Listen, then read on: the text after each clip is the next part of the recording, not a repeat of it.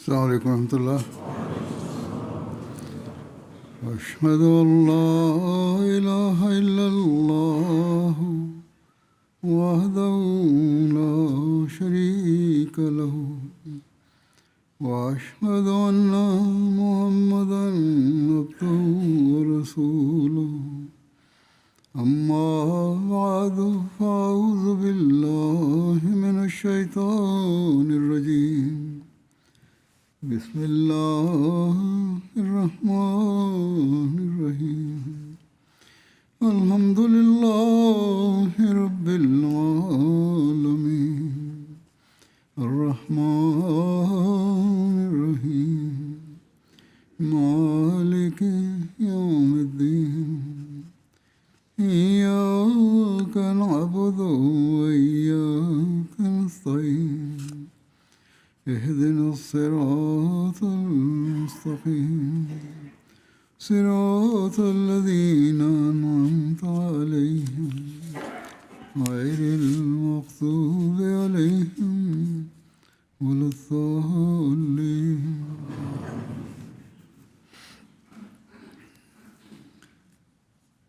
अपने आका व मुता Hazrat Muhammad Mustafa sallallahu Në jetën e Hazrat Mesihut të premtuar alayhis salam, gjejmë shembuj të panumërt të përullësisë dhe të thjeshtësisë së tij, shembuj që ai i shfaqi si shërbëtor i sinqert i zotërisë dhe udhëheqësit të tij, Hazrat Muhammad Mustafa sallallahu alaihi wasallam. Po ashtu, duke ndjekur mësimet dhe sunetin e profetit Muhammad sallallahu alaihi wasallam, ai këshilloi vazhdimisht xhamatin e tij që të përvetësonte këtë përullësi dhe thjeshti. Sot do të përmend disa ngjarje dhe këshilla pikërisht rreth kësaj teme.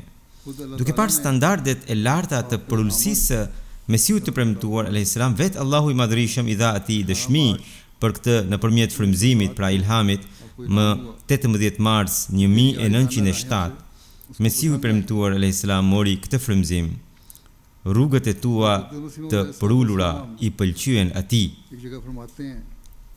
Hazrat Mesihu premtuar alayhis salam në një vend thot: "Më është bërë e qartë se ky modest në butësinë, në përullësinë, në mbështetjen te Zoti, në sakrificën, në shenjat dhe në dritat e veta, jam shembull i jetës së Mesihut të parë. Natyra e këtij të përulluri dhe natyra e këtij modesti dhe natyra e Mesihut kanë dalë shumë të ngjashme me njëra tjetrën, sikur të jenë dy pjesë të njëjtit mineral ose dy fruta të së njëjtës pemë. Madje shkalla e bashkimit është aq e madhe, pra është një bashkim i së njëjtës natyrë, saqë në shikimin keshfi dallimi është jashtëzakonisht i holl. Po ashtu edhe në mënyrë të jashtme ka një ngjashmëri dhe ajo është kështu. Mesihu ishte ndjekës dhe shërbëtor i fesë së një profeti të përsosur dhe madhështor, pra i Musait alayhis salam, dhe ungjilli i tij ishte deg e Tevratit, dhe ky modest është prej shërbëtorëve më të vegjël të atij profeti madhështor, i cili është zotëria i të gjithë të dërguarve dhe kurora e të gjithë profetëve, pra i profetit Muhammed sallallahu alaihi wasallam.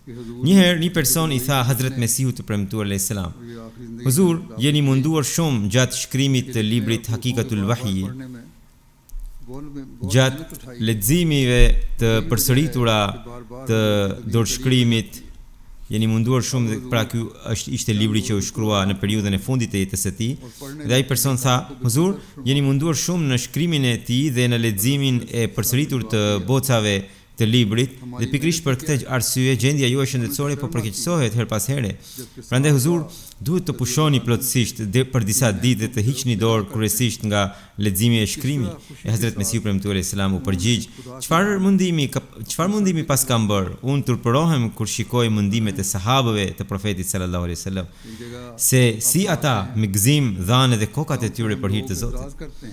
Në një vend tjetër Hazrat Mesihu premtuar alayhis salam thot: "Njerëzit mendje shkurtër kundërshtojnë duke thënë se unë i ngre gradat e mia përtej kufirit. Pra ata thoshin se Hazret Mesiu premtuar Islam po i ngrinte shumë gradat e veta. Ai tha, unë betohem në Allahun e Madhërisëm dhe them se në natyrën time nuk ekziston fare dëshira për lavdërime.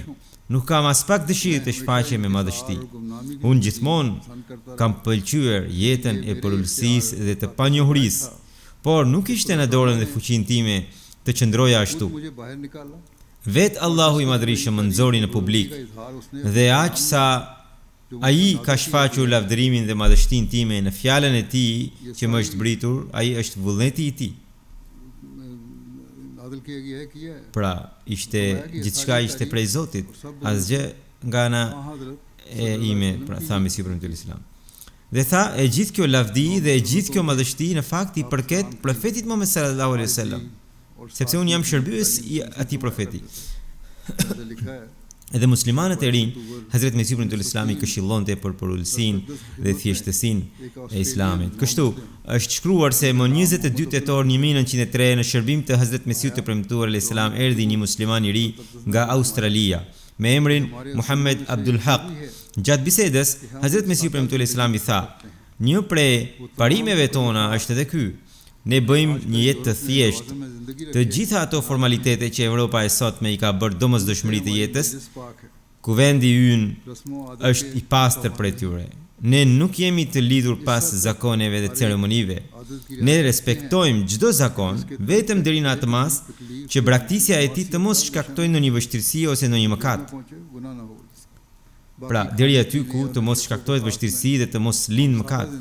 Përndryshe, tha Mesiu premtuar Islam, vijon në ushqim, në pije, ulje dhe ngritje, në pëlqime, ne pëlqejmë jetën e thjeshtë. Këto janë standardet e larta të porulësisë që Hazreti Mesiu premtuar Islam dëshironte t'i krijonte edhe të pjesëtarët e xhamatit të tij. Kështu, në një vend tjetër ai thotë, njeriu duhet të zgjedhë porulësinë, të mësohesh me porulësinë nuk është e vështirë. Çfarë ka për t'u mësuar në të? Njeriu në vetvete është i dobët dhe është krijuar pikërisht për porulësi. Wa ma khalaqtul jinna wal insa illa liya'budun. Thot Allahu, unë i kam krijuar gjindet dhe njerëzit vetëm të më adhurojnë. Mendimasia dhe gjërat e tilla janë të gjitha të sajuara. Nëse njeriu e heq këtë shtresë të sajuar, atëherë në natyrën e tij do të shihet vetëm porulësia. Pra, ky është ai parimi përmes të cilit fitohet edhe afërsia e Allahut të Madhërisëm. Duke këshilluar për porulësinë, Hazret Mesiu premtuar Islam në një vend tjetër thotë: "Të bekuar janë ata njerëz që e konsiderojnë veten më të rënduar me gjunahe, më të vegjëlit nga të gjithë, që flasin me porulësi e modesti, që nderojnë të varfrit dhe nevojtarët, që i trajtojnë të porulurit me respekt, që kur nuk tallen nga likësia dhe mendimasia, që e përkujtojnë Zotin e tyre bujar dhe që ecin mbi tokë me porulësi." Prandaj unë them vazhdimisht se pikërisht për njerëz të tillë është caktuar shpëtimi. Ai që nuk del në këtë botë nga xhehenemi i likësisë, i mendjemasisë, i vetpëlqimit, i arrogancës, i dashurisë për dynjan, i lakmisë dhe i veprave të këqija, nuk do të dalë kur prej këtij xhehenemi as në botën tjetër. Pra veprat e mira që bëhen në këtë botë do të jenë ato që do t'i vlejnë njeriu edhe në botën tjetër.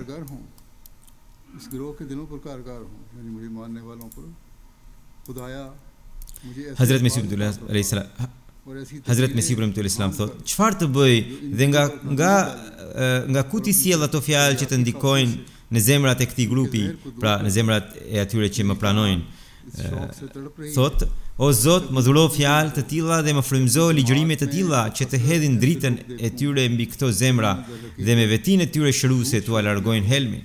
Shpirti im po përpëlitet nga kjo dëshirë. A do të vi në një ditë kur në xhamatin tim të shoh me shumicë njerëz të tillë, të cilët vërtet e kanë braktisur gënjeshtrën dhe kanë bërë një beslidhje të sinqertë me Zotin e tyre, se do të ruajnë veten nga çdo e keqe dhe do të largohen plotësisht nga mendimasia, e cila është rronja e të gjitha likësive, dhe gjithnjë ti friksohen Zotit të tyre."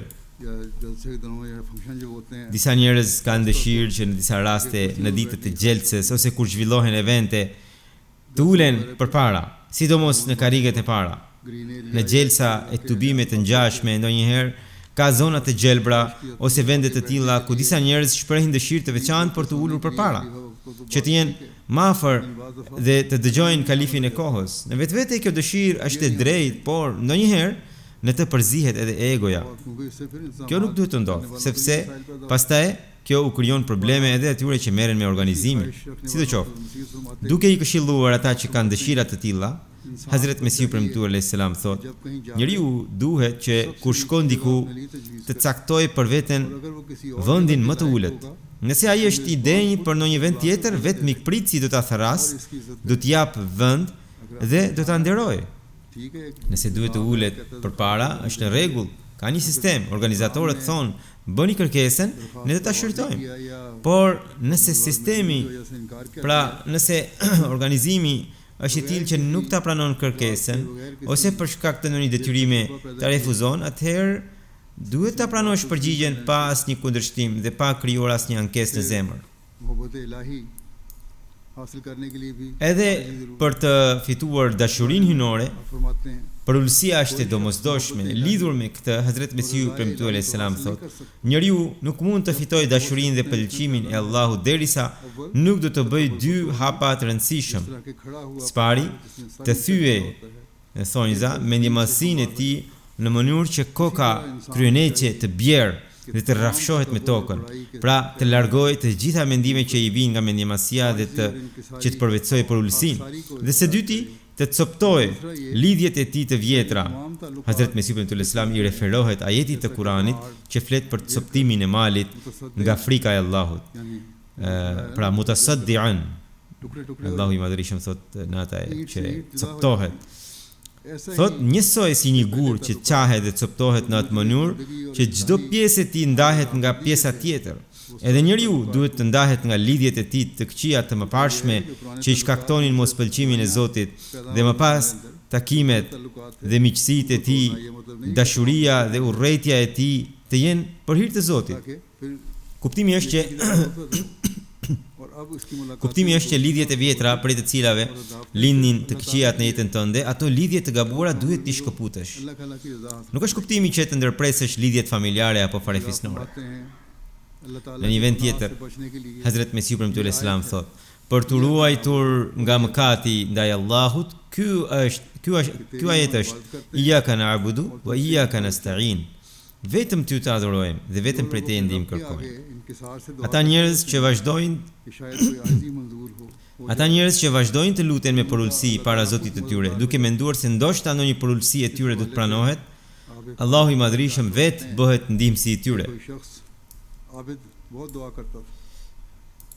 Në lidhje me këtë, Hazret Mesiu premtuar alayhis salam tregon një rrëfim. Një person bënte shumë ibadet, i lutej shumë Zotit, o Allah më çliro nga mëkatet. Pasi bëri shumë lutje, ai mendoi, si mund të arrihet përullësia e skajshme, përullësia më e madhe. Pastaj pasi mendoi, ju duk se nuk ka krijesë më të përullur se qeni. Ai filloi të qante me zërin e qenit. Një person tjetër mendoi se në xhami kishte hyrë në një qen dhe se mos ja ndote enët. Kur erdhi dhe pa, aty ishte po ky adhurues, po ky besimtar, nuk kishte asnjë qen. Më në fund e pyeti, këtu po qante një qen, se kështu e dëgjova. Kush ishte? Ai besimtari tha, unë jam qeni. Pastaj e pyeti, si po qaje kështu? Ai tha, Allahu i madhrishëm e pëlqen përullësinë, prandaj mendova se ndoshta në këtë mënyrë përullësia ime do të pranohet. Sidoqoftë, kjo ishte mënyra e të menduarit të atij, dhe ai veproi sipas saj. Qëllimi i tij ishte të bëhej gjëja më e ulët në kuptimin përullësisë të fjalës, në mënyrë që disi të fitonte afërsinë e Allahut të madhrishëm. Në të njëjtin kontekst, Mesiu premtuar alayhis salam në një vend thot, njeriu që është një krijesë e dobët, për shkak të pasojës së keqe të veprave të tij, fillon ta konsiderojë veten të madh. Është pikërisht pasoja e keqe e veprave që lind në njeriu ndjenja e madhështisë. Tek ai hyn mendjemasia, arroganca në rrugën e Allahut, derisa njeriu të mos e konsiderojë veten më të vogël nga të gjithë, nuk mund të shpëtojë. Duke këshilluar ata që hyjnë në beatin e tij për të arritur standardet e larta të përullësisë, Hazrat Mesiu premtuar Islam thot, kuptimi I vërtet I bejatit është të shesësh veten, pra ti dorëzohesh dikujt tjetër. Bekimet dhe ndikimet e tij janë të lidhura pikërisht me këtë kusht. Ashtu si një farë mbillet në tokë, kur mbillet fara në tokë, gjendja e saj fillestare është sikur ajo doli nga dora e bujkut dhe nuk dihet më se ku është dhe çfarë do të ndodh me të. Ajo hidhet në tokë, fshihet brenda saj, në thellësi, dhe tani nuk dihet çfarë gjendje do të ketë. Por nëse ajo farë është e mirë dhe ka brenda vetes fuqinë e rritjes, atëherë me bekimin e Allahut dhe me përpjekjen e bujkut, ajo del lart, mbin, nxjerr filiza dhe nga një kokër bëhen mira kokra. Po kështu, njeriu që bën beat, në fillim duhet të përvetsoj për ulësinë dhe thjeshtësinë dhe duhet të ndahet nga egoja dhe dëshirat e ulta të nefsit. Vetëm atëherë ai bëhet I aftë për rritje shpirtërore. Por ai që bashkë me beatin mban edhe egoizmin e nefsit, nuk merr kurr bekim.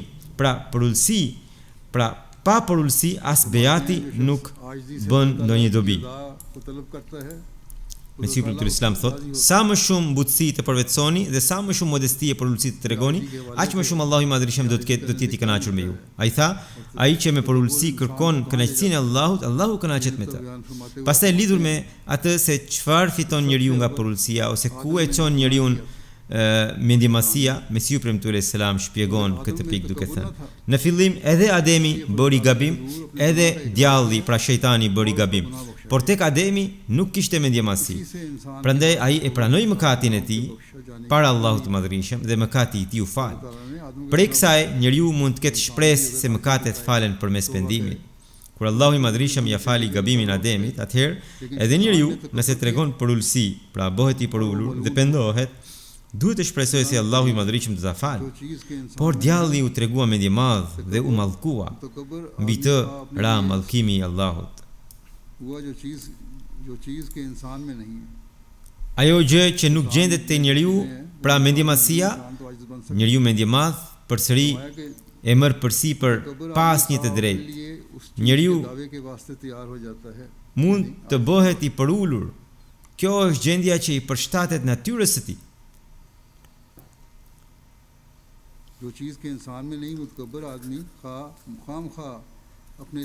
Pra, Mesiu premtuar Islam thotë që mendjemasia nuk është në natyrën e njeriu, në kuptimin që nuk është pjesë e natyrës së tij, vjen nga jashtë.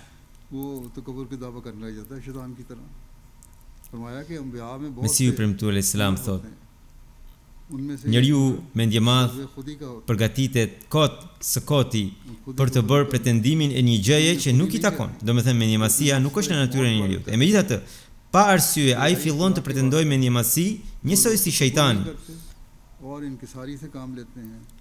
Te profetët gjenden shumë mjeshtëri shpirtërore. Një prej tyre është mjeshtëria e zhdukjes së egos, pra ta shuash egon. Tek ata nuk mbetet egoja. Ata sjellin mbi nefsin e tyre një lloj vdekjeje në thonjza, madhështia I përket Zotit. Ata njerëz që nuk bëjnë mendjemasi dhe sillen me përulësi nuk humbasin.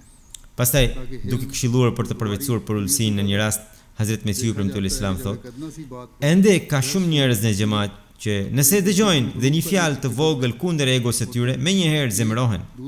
Ndërkohë, është shumë e nevojshme që ti largosh të gjitha këto shfaqje të zemërimit në mënyrë që të lindë butësia dhe durimi në natyrën tënde. Shihet se kur fillon diskutimi për një çështje fare të vogël, secili mendon si ta mposh tjetrin. Secili mendon si të dalë fitimtar.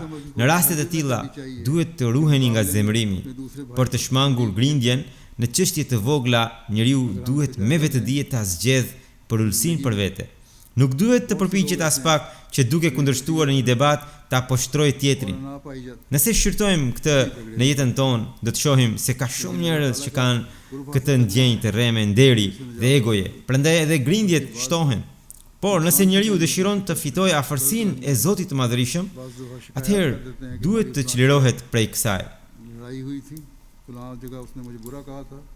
Madje disa përpiqen të shkaktojnë dëm tjetrit. Nganjëherë bëjnë ankesa në mënyrë që të gabuar, duke thënë në filan vend u zum, filani më tha keq, dhe pastaj përpiqen që në ndonjë mënyrë të gabuar ta përfshin tjetrin në ndonjë çështje të rreme ose ta ndëshkojnë në një mënyrë ose në tjetër.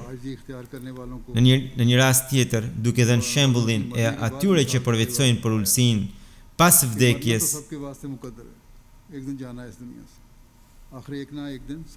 Hazret Mesihu premtuar Islam tha, vdekja është e caktuar për të gjithë. Në fund një ditë e njëjta gjendje do t'u vijë të gjithëve, por ata që vdesin me vetë mjaftueshmëri, pa ligësi, në modesti dhe për ulësi, për t'i pritur ata sikur vetë xheneti vjen përpara.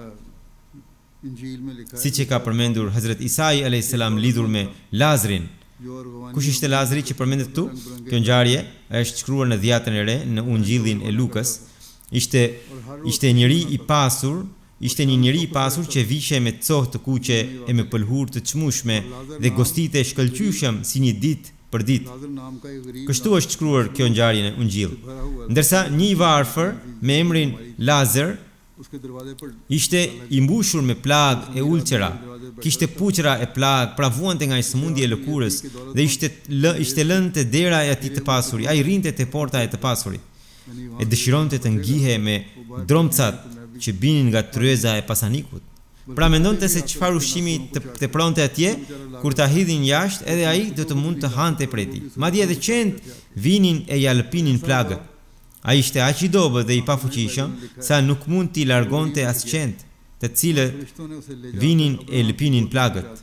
Në fund, sipas Biblës, vdiq Skamnori, e engjëjt e quhen në prehërt e Abrahamit. Vdiq edhe pasaniku dhe e varrosën.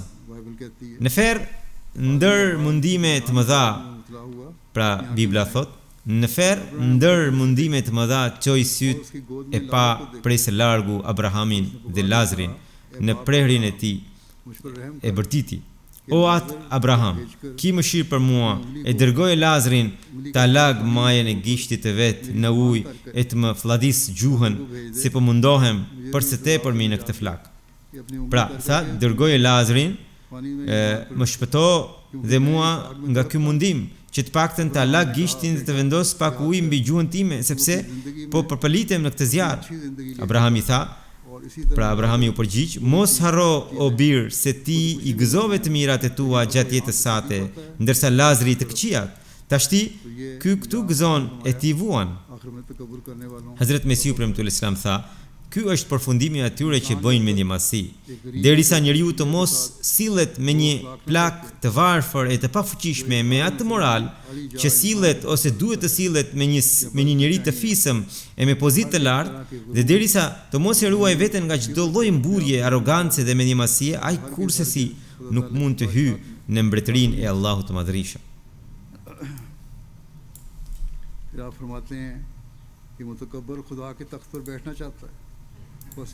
Hazret Mesihu premtuar Islam thot, mendje madhi dëshiron të ulet në fronin e Zotit. Prandaj kërkoni gjithmonë mbrojtje nga kjo cilësi e shëmtuar. Edhe sikur të gjitha premtimet e Allahut të lartësuar të jenë me ju përsëri tregohuni të përulur, sepse pikërisht i përuluri është i dashuri i Allahut të lartësuar. Pra, edhe nëse keni premtime, edhe atëherë shfaqni përulësi, sepse ai që tregohet i përulur është i dashur për Zotin e Madhërisëm.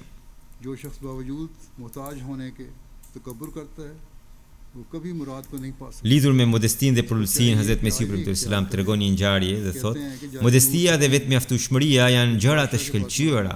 Ai që megjithse është nevojtar, bëhet mendjemadh, nuk mund të arrijë kur synimin e tij. Ai duhet të përvetsojë përulësinë. Thuhet se Xhalinusi, mjeku i urtë, ishte në shërbim të një mbreti. Ky është një rrëfim tjetër, pra një ngjarje tjetër. Mbreti e kishte zakon të hante gjëra aq të këqija, saqë Xhalinusi ishte i bindur se mbreti do të sëmure me lebër. Ishin ushqime të gabuar, edhe sot shpesh flasin të mos hani ushqime të dëmshme. Pra ai hante ushqime të dëmshme. Edhe në atë kohë do të ketë pasur gjëra të tilla. Sidoqoftë, Xhalinusi ishte i sigurt se këto gjëra do ta sëmurnin dhe mund ta çonin deri në lebër. Prandaj ai gjithmonë e ndalonte mbretin, por mbreti nuk kishte dorë. I lodhur prej kësaj, Xhalinusi u largua prej andej dhe shkoi në vendin e vet. E la oborin mbretëror dhe u kthye në dheun e tij. Pas një kohe, në trupin e mbretit filluan të shfaqeshin shenjat e lebrës. Në fund ndodhi pikërisht ajo që kishte thënë Xhalinusi. Kur filloi të sëmurej nga lebra, mbreti e kuptoi gabimin e tij dhe përvetësoi por ulsin, e uli djalin e tij në fron, veshi rroba prej varfanjaku dhe u nis prej andej derisa mbriti te Xhalinusi. Xhalinusi e njohu dhe i pëlqeu por ulsia e mbretit, pra i pëlqeu fakti që ai kishte pranuar gabimin dhe kishte ardhur tek ai. Pastaj Xhalinusi u përkushtua me të gjithë fuqinë në kurimin e tij. Hazrat Mesiu premtuar Islam tha se ai u angazhua plotësisht në trajtimin e tij dhe atëherë edhe Zoti i Madhërisëm i dha shërim. अपनी एक मजलिस में अपने इल्हाम को जिक्र करते हुए आपने जो नसीहत फरमाई है Në një prej takimeve të tij, Hazrat Mesiu premtuar Islam përmendi një frymëzim, pra një ilham të tij dhe dha një këshill. Në transmetim kjo përmendet kështu: फजर के वक्त Pas namazit të sabahut ose në kohën e sabahut, Hazrat Mesiu premtuar Islam erdhi पहले आ गए para namazit. और मजलिस Në fakt, pra kishte mbritur që para namazit dhe mbajti një kuvent të shkurtër. Pra erdhi para namazit të sabahut dhe zhvilloi një kuvent. Lidhur me frymëzimin, ilhamin, inni uhafidhu kulla man fi dari illa alladhina alaw wastakbaru. Unë do ta mbroj se cilin që është brenda kësaj shtëpie, përveç atyre që u rebeluan dhe u bën mendjemëdhenj. Hazrat Mesiu premtuar Islam tha se me rebelim dhe mendjemasi këtu nuk nën kuptohet vetëm mendjemasia e pasurisë dhe pozitës, por përfshin çdo person që nuk e paraqet veten para Zotit me porulsi dhe në nështrim, dhe nuk u bindet urdhrave të tij, qoftë edhe i varfër ai. Pra në këtë shtëpi do të hyjë vetëm ai që është i përulur. Pastaj në një rast tjetër, Hazrat Mesiu premtuar Islam tha: kur njeriu arrin sukses dhe nuk mbetet më në gjendje dobësie e fatkeqësie, atëherë ai që në atë kohë zgjedh për ulsin dhe e kujton Zotin është njeri i përsosur. Këto gjëra Hazrat Mesiu premtuar Islam nuk ja tha xhamatit vetëm si këshill, por i vërtetoi edhe me veprat e tij. Në fillim dhash edhe shembullin se veprimi i tij i pëlqeu edhe Allahu të lartësuar. Sidoqoftë, ka disa transmetime për veprat e tij. Hazrat Mirza Bashir Ahmedi transmeton se Mirza Sultan Ahmedi i tregoi gjyshi i jepte karige xhaxhait ton Mirza Ghulam Kadirit. Pra, kur në kuvend rinin ulur, xhaxhai i Hazrat Mirza Sultan Ahmedit, do me thënë vëllai i madh i Hazrat Mesiut të premtuar alayhis salam, ule në karige. Kur shkonte te gjyshi, ai e ulte në karige, por babai im shkonte dhe ule vet poshtë mbi shtroje. Sa herë që Hazrat Mesiu premtuar alayhis salam shkonte në atë kuvend, ule mbrapa, aty ku uleshin njerëzit e zakonshëm, në shtroje pra. Ndonjëherë gjyshi i thoshte të ule sipër, por ai i përgjigje: unë jam mirë këtu ku jam ulur. Pra kur nuk pati dëshirë të ule në një vend të lartë, përkundrazi ule mes njerëzve të zakonshëm. Ashtu siç ai vet kishte këshilluar më parë se mi prit si vet do ta ul njeriu aty ku duhet. Pikërisht këtë e zbatoi gjithmonë në jetën e tij. Po kështu Hazrat Mirza Bashir Ahmedi transmeton një tjetër ngjarje. Ai thot: Kazi Amir Husaini më tha se një herë e pyetëm Hazrat Mesiun e premtuar: Huzur, në hadith vjen se të gjithë profetët kanë kullotur dhi. Po ju, a keni kullotur ndonjëherë dhi? Hazrat Mesiu premtuar Islam tha: Po, një herë dola në Ara, aty një person po kulloste dhi. Ai më tha: unë po shkoj për pak për një punë, të lutem kujdesu për dhitë e mia. Por ai shkoi në një mënyrë të tillë që u kthye vetëm në mbrëmje, derisa ai u kthye, mua mu desh të kullosja dhitë e tij. Pra, Mesiu premtuar Islam i kulloti dhitë e tij gjithë ditën, edhe pse ai ishte prej një familje fisnike të asaj zone, pra prej një familje të pasur, biri një i prisit të zonës. Nuk e konsideroi as pak turp këtë punë. Deri në mbrëmje vazhdoi të kulloste dhitë e tij atij njeriu, i cili ishte ndoshta bujk ose punëtor i tij. Duke përmendur për ulësinë e Mesiut të premtuar Islam, Hazrat Hoxha Abdurrahman, punonjës i zyrës së gazetës El Fazl tregon: unë kam bërë roje te dera e Hazrat Mesiut të premtuar Islam, rria jashtë derës së tij për mbrojtje, për të dhënë mesazhe atyre që hynin e dilnin, për të njoftuar ose për të kryer ndonjë punë të nevojshme. Pra thot se rinte jashtë dera, pastaj thot kam bërë roje dhe kam qëndruar gjatë edhe brenda shtëpisë së huzurit. Shkoja edhe brenda. Ai thot unë nuk e kam dëgjuar kur Hazret Mesiun e premtuar të thoshte ndonjë fjalë tjetër përveç gji, domethënë i nderuar në urdu, gji i thon i nderuar. Pra sa herë që Hazret Mesiu i premtuar fliste me mua, gjithmonë fliste duke përdorur fjalën i nderuar, me respekt. Sa herë që fliste, patjetër e përdorte këtë fjalë nderimi. Ai thot, nuk kam parë kur tek ai me ndjemasi apo mburje. Gjithmonë fliste me butësi. Në fytyrën e tij gjithmonë kishte mikpritje e buzëqeshje. Nuk e kam parë kur me vetulla të vrentura ose me fytyrë të ngrysur. Nuk kam dëgjuar kur që Hazret Mesiu premtuar t'i ketë thënë dikujt o ti në mënyrë përçmuese ose të ketë përdorur fjalën ti në mënyrë të ashpër. Pra ai nuk përdorte kur fjalë të tilla. Hazret Mirza Bashir Ahmed shkruan se Dr. Mir Muhammad Ismaili i tregoi Hazret Mesiu premtuar alayhis salam nuk e konsideronte kur turp të bënte ndonjë punë shtëpie, i shtronte vetë shtretër tradicional që ishin prej druri elitaresh, pastronte edhe dyshemen, pra fshinte, lante, shtronte shtratin, merrte fshes në dorë dhe fshinte. Ndonjëherë binte shi papritur, fëmijët e vegjël vazhdonin të flinin mbi shtrat prej druri elitaresh, atëherë Hazret Mesiu premtuar kapte vetë njërin anë të tyre, atyre shtretërve pra, ndërsa në ana tjetër kapte ndonjë person tjetër dhe kështu i çonte brenda në verandë. Sot ka kondicioner, ventilator e mjetet e tjera, por në atë kohë nuk kishte të tilla, prandaj në verë njerëzit flinin jashtë në oborr. Nëse natën vinte shi ose pra stuhi, duhej t'i ngrinin shtretërit që ishin prej druri elitaresh dhe t'i çonin brenda në verandë. Mesiu premtuar Islam vetë ngrinte shtretërit e fëmijëve. Nëse në një rast të tillë ose në mëngjes dikush përpiqej t'i zgjonte fëmijët duke i tronë dikoj i tundur fort, e ndalonte dhe thoshte duke e tundur papritur ose duke i bërtitur, fëmia friksohet, zgjojeni duke i folur ngadalë. Po Hazret Mirza Bashir Ahmedi transmeton një tjetër ngjarje, ai thotë se Mirza Sultan Ahmedi tregoi dhe ai vetë këtë transmetim e kishte dëgjuar nga Molvi Rahim Bakshi, i cili tha: "Babai ti rinte në Çobara, pra në dhomën e sipërme të shtëpisë, atje thotë i dërgohej edhe ushqimi. Çfarë do lloj ushqimi që kishte ai hante." Këtu Mirza Sultan Ahmed Sahibi po flet për Hazret Mesiun e premtuar Islam dhe thotë se babai im në një dhomë të sipërme në katin e dytë që ishte pak e ndarë nga shtëpia kryesore, aty ai qëndronte, atje i dërgonim ushqimin. Bëhet fjalë për periudhën kur Hazret Mesiu premtuar Islam agjëroi për një kohë të gjatë.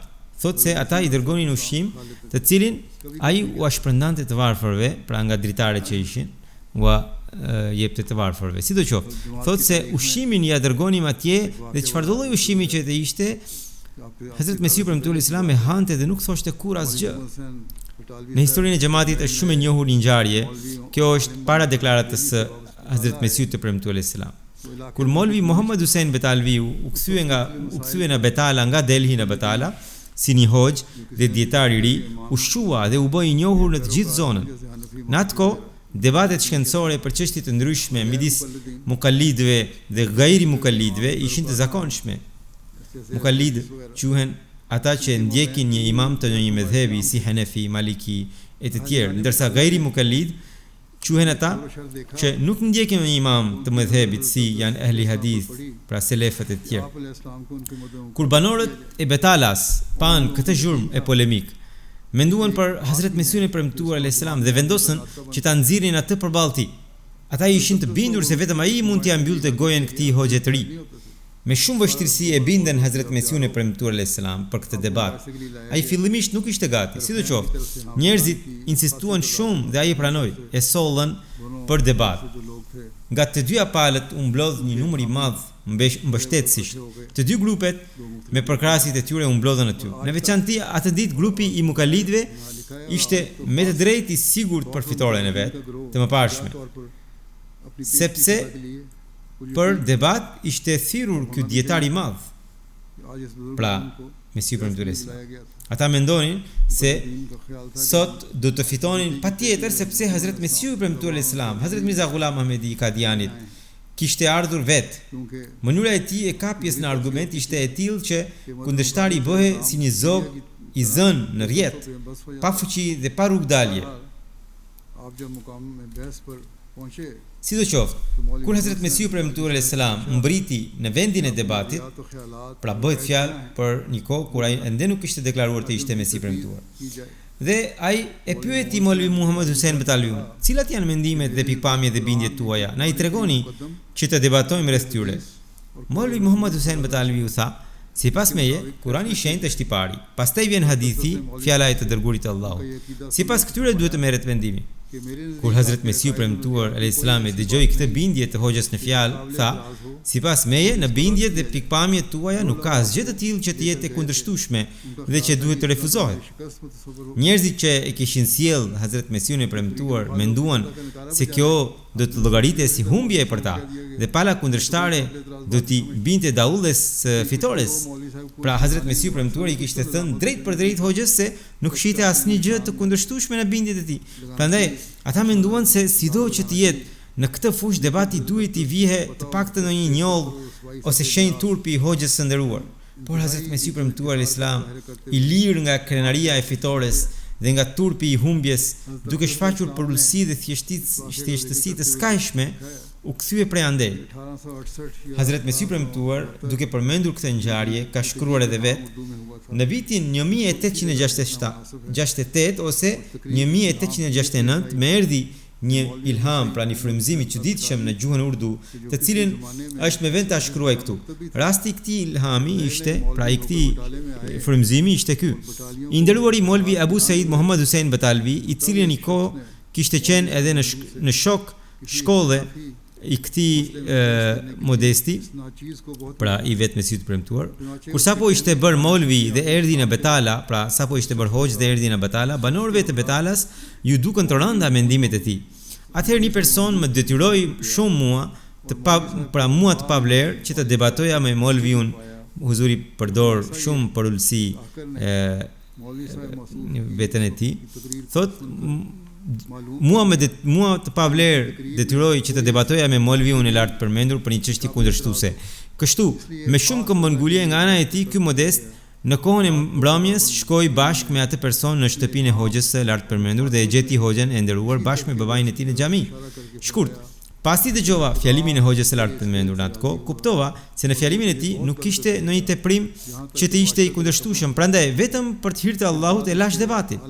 Natën Zoti më dërgoi frymëzim në komunikimin e tij duke u referuar pikërisht kësaj lënje të debatit dhe tha: Zoti ju të kënaq me këtë veprimin tëndin dhe ai do të t'jap shumë bekim, aq sa mbretërit do ta kërkojnë bekim nga rrobat e tua. Pastaj, pas kësaj, në gjendje keshfi mu treguan ata mbretër që ishin hipur mbi kuaj, sepse përullësia dhe nënshtrimi u zgjodhen sinqerisht vetëm për hir të Zotit dhe të dërguarit të tij. Prandaj ai i mirëbërës absolut nuk deshi ta linte këtë pa shpërblim. Hazrat Sheikh Yaqub Ali Irfaniu e ka përmendur këtë ngjarje në veprën e tij Hayat e Ahmed dhe ka shkruar edhe një shënim lidhur me të. Ai shkruan: njerëzit e njohin mirë stilin e zakonshëm të debateve dhe gjendjen e tyre që bëjnë debate. Ata e dinë mirë se sa e vështirë është që njeriu ta pranojë fjalën e palës kundërshtare ose të rivalit të tij, kur ajo është e drejtë dhe ta pranojë para publikut. Unë nuk i nënçmoj dietarët, por për dietarët është më e lehtë të japin jetën sesa të pranojnë gabimin e tyre. Madje lëre më gabimin e vet. Atyre nuk u ka mbetur as zakoni që të pranojnë fjalën e drejtë dhe të arsyeshme të palës tjetër. Kjo është gjendja e njëjtë edhe sot. Por gjendja e Hazrat Mesiut të premtuar Islam ishte krejtësisht e zhytur në sinqeritet dhe në dëshirën për të fituar kënaqësinë e Allahut. Nga kjo ngjarje del se edhe se Hazrat Mesiu premtuar Islam natyrshëm nuk e pëlqente që mes muslimanëve të kishte luftë të brendshme dhe që për shkak të dallimeve në çështjet fetare ata të braktisnin kërkimin e së vërtetës, dëshirën për të gjetur të vërtetën dhe thënien e së vërtetës. Dhe sa guxim e trimëri e madhe është kjo, ai shkon për të debatuar me një person dhe arrin në shtëpinë e tij. Në natyrën e tij nuk ka asnjë pengesë, asnjë druajtje nga dija apo ndikimi i atij personi. Por sa po dëgjon nga goja e tij një fjalë të drejtë, nuk kujdeset as pak se çfarë do të thonë njerëzit, a do ta quajnë këtë shmangje nga debati apo do ta interpretojnë si ndikim e frikë nga pala tjetër. Kur fjala ishte e drejtë, ai e pranoi. Atë që ishte e drejtë e pranoi. Nuk u shqetësua as pak se çfarë thonë njerëzit dhe me pranimin e tij vendosi vulën mbi saktësinë e asaj fjale. Ky është një veprim shembulli i cilit nuk gjendet askund përveç në jetën e profetëve dhe të ndjekësve të tyre të veçantë. Sinqeriteti në fe dhe forca për të shtypur dëshirat e egos dhe epshit mund të jepen vetëm me bekimin e Allahut.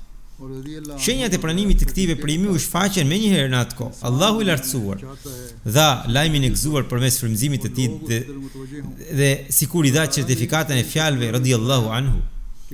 Njeriu në botë dëshiron që pranimi i tij të shtohet dhe njerëzit të kthehen drejt tij. Allahu i lartësuar si fryt i këtij veprimi tregoi mbretërit do të kërkojnë bekim nga rrobat e tua. Kjo ishte ajo periudhë kur ende nuk kishte lindur as mendimi për përpilimin dhe sistemimin e librit Berahin e Ahmadiyya. E jo më të kishte ndonjë deklaratë. Ai po jetonte pothuajse një jetë të shkëputur nga bota. Edhe lidhjen e punësimit e kishte braktisur. Mendimet për mënyrën se si do të kalonte jeta në të ardhmen nuk e shqetësonte zemrën dhe mendjen e tij. Megjithatë, familjarët patjetër e kishin këtë shqetësim se çfarë do të bënte ai.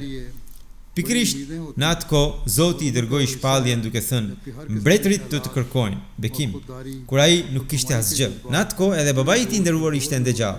Me pak fjalë, ai ishte në atë fazë të jetës ku një njeri i kësaj bote ka shumë shpresa. Ishte ajo pjesë e moshës kur çdo lloj mendimi, ndjenja e vetëndërimit, të dëshira për vetë shfaqje janë në kulmin e tyre, kur njeriu ngulmon për fjalën e vet. Në të gjitha këto rrethana, Hazrat Mesihu premtuar selam shkon për debat me një hoxh të njohur dhe pasi dëgjon fjalën e tij dhe e gjen të saktë, e pranon atë. Nuk i shkon në mendje se çfarë do të thonë njerëzit, as nuk shqetësohet se ai person po kundërshtohej nga publiku për shkak të disa bindjeve të tij dhe se duke folur kështu, ai po i mbështeste atë. Nuk mendoj se edhe kundër tij mund të ngrihej një stuhi sjellje të pahishme. Prandaj mendoni pak, në ato rrethana kur midis hanefive dhe gairi mukalidëve po zhvillohej një luftë shumë e ashpër dhe mbështetja e një ehli hadithi nën kuptonte marrjen përsipër të fatkeqësive të shumta, por Hazrat Mesihu premtuar selam e mbështeti hoxhën e nderuar Muhammad Hussein Batalviun, ndonse ishte thirrur për të debatuar kundër tij. Do të ishte thjesht marrëzi të mendohej se dia apo fuqia e hoxhës Muhammad Hussein Batalvi mund të ketë bërë që Hazrat Mesihu premtuar të heshte. Ndoshta ky dyshim mund të kishte në një vend nëse ngjarjet e mëvonshme nuk do ta kishin treguar të kundërtën, nëse më pas nuk do të kishte ndodhur debatet e drejt për drejta dhe me shkrim me hoxhën e fjalë. Dhe nëse përballë kundërshtimit të tij të rrezikshëm nuk do të kishte dalë ky shërbëes i ri i përsosur i profetit Muhammed sallallahu alaihi wasallam. Pastaj ai vion kur në asnjë gjendje, as për një sekond, frika nga dia apo ndikimi i tij nuk mund të ketë ndikuar mbi Hazrat Mesihun e premtuar selam. Këto janë fakte dhe askush nuk mund t'i mohojë. Prandaj në një gjendje të tillë, ta mendosh këtë është padituri. Përkundrazi, në thelb të kësaj kishte vetëm një gjë, dhe ajo ishte sinqeriteti në fe. Në çështjen e fesë kishte sinqeritet prapë. Prandaj Hazrat Mesihu premtuar selam e pranoi atë fjalë në atë kohë. Nuk e pranoi nga frika prej hoxhës Muhammad Hussein Batalvi, sepse më vonë ai e sfidoi disa herë, e ftoi dhe këshilloi që të vinte në rrugën e drejtë.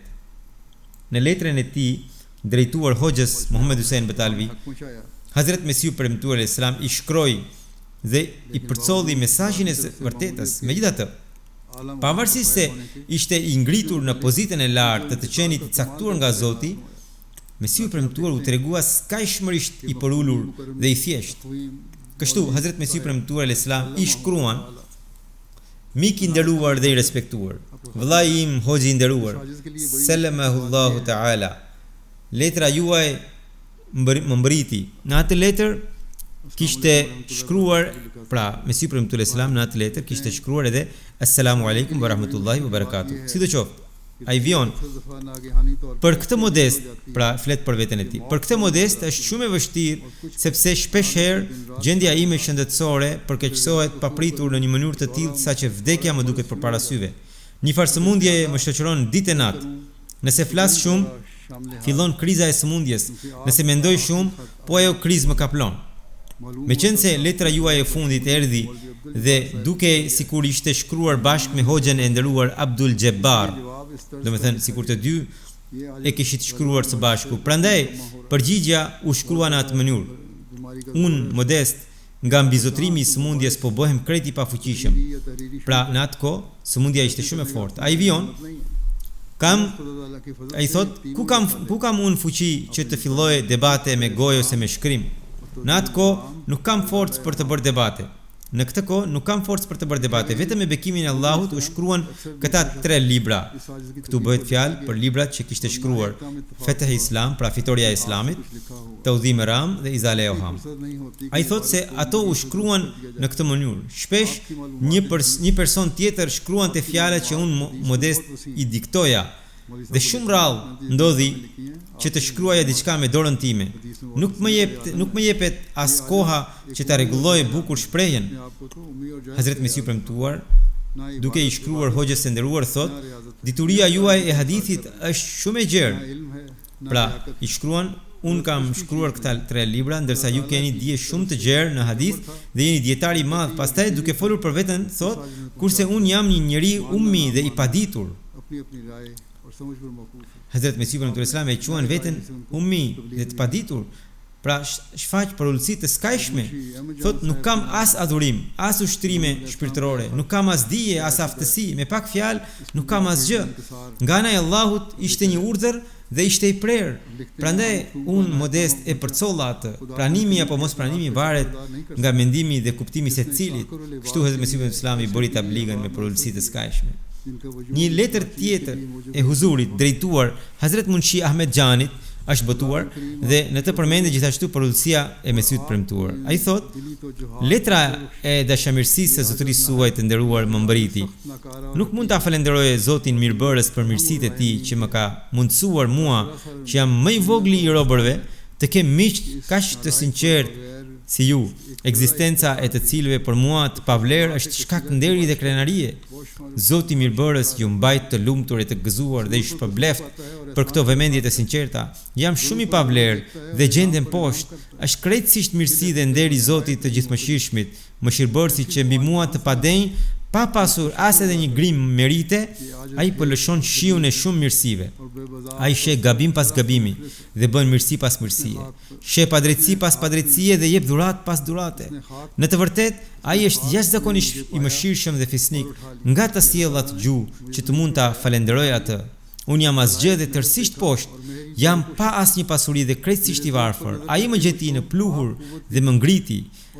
Allahu më gjeti në tokë dhe më ngriti, më pa krejt të padenj dhe më mbuloi të meta. Duke parë dobësinë time, ai vetë më dha fuqi. Duke parë paditurinë time, ai vetë më dhuroi dije. Pra e gjithë dija që kam, thot ai, është nga Allahu. Ai më bëri mirësi të tilla, tha, që nuk mund t'i numëroj. Një prej shfaqjeve të këtyre mirësive të tij është edhe kjo. Ai vendosi në zemrat e vëllezërve të nderuar si ju dashurinë për më të pavlerin si unë.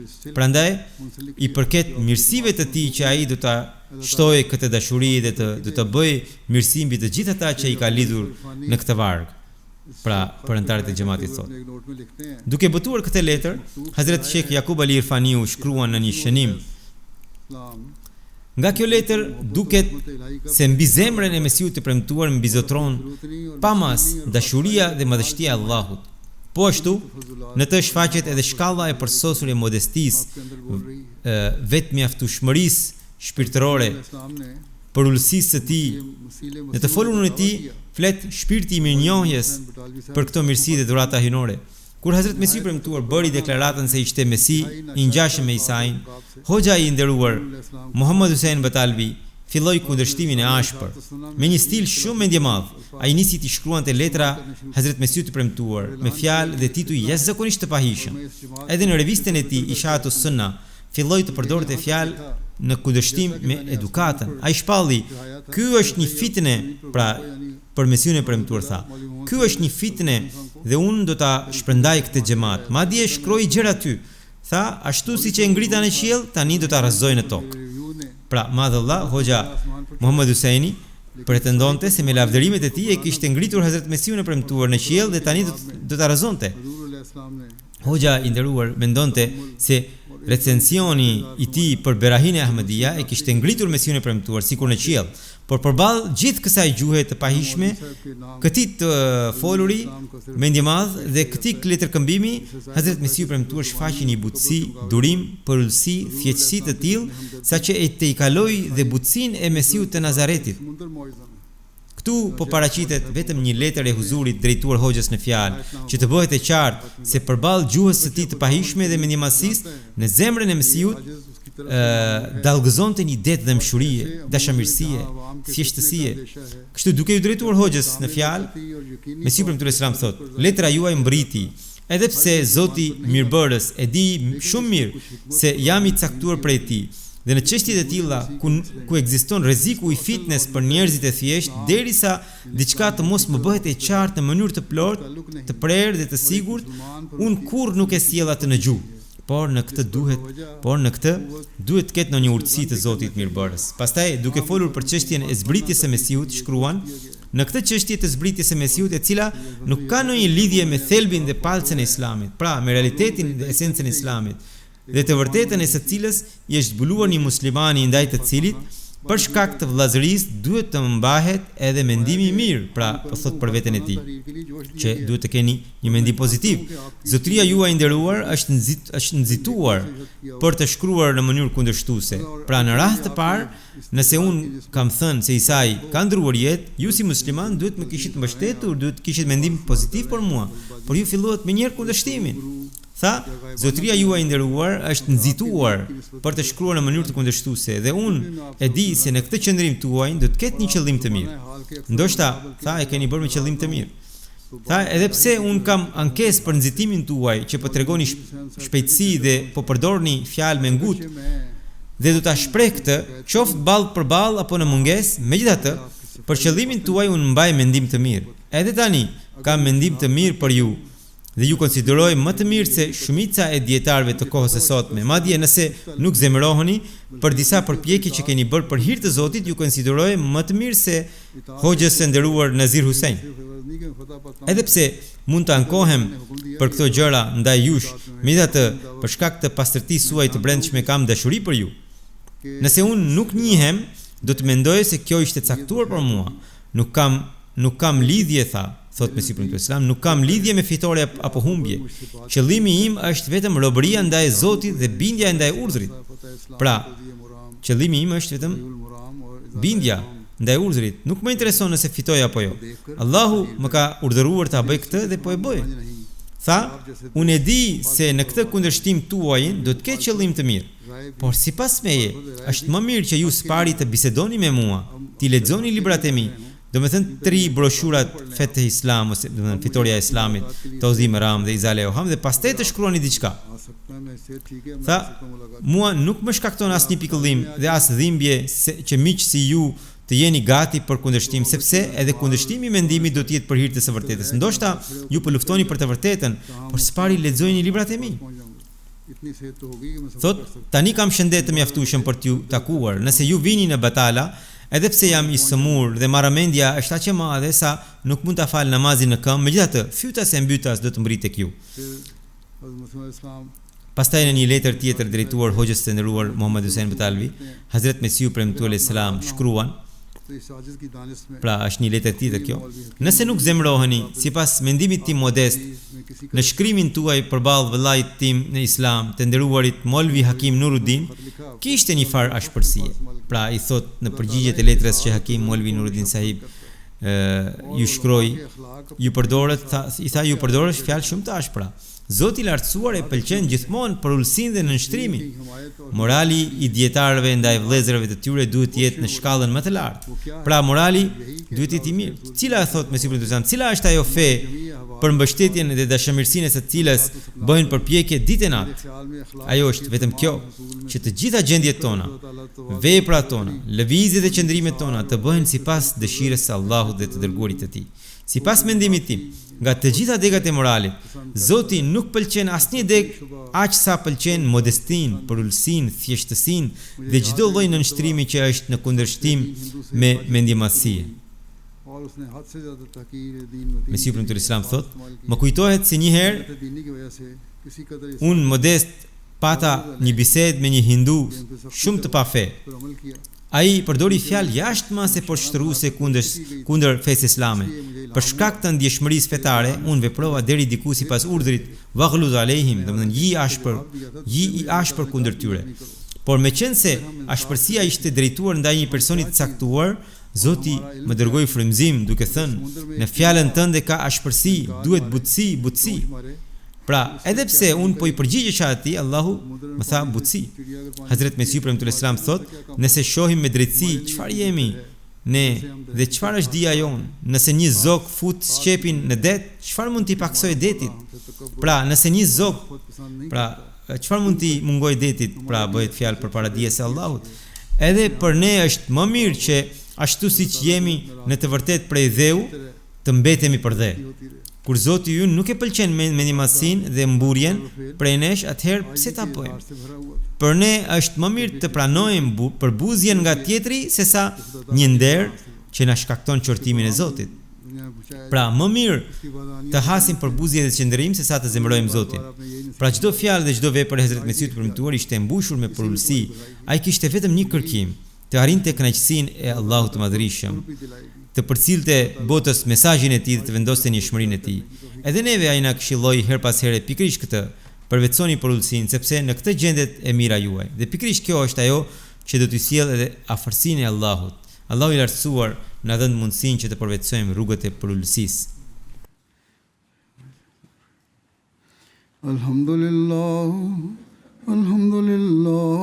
nahmaduhu wa nasta'inuhu wa nastaghfiruhu wa nu'minu bihi wa natawakkalu alayhi wa na'udhu billahi min shururi anfusina wa min sayyiati a'malina man yahdihillahu fala mudilla lahu ومن يضلل فلا هادي له ونشهد أن لا إله إلا الله ونشهد أن محمدا عبده ورسوله عباد الله رحمكم الله إن الله يأمر بالعدل والإحسان وإيتاء ذي القربى وينهى عن الفحشاء والمنكر والبغي يعظكم لعلكم تذكرون اذكروا الله يذكركم وادعوه يستجب لكم ولذكر الله أكبر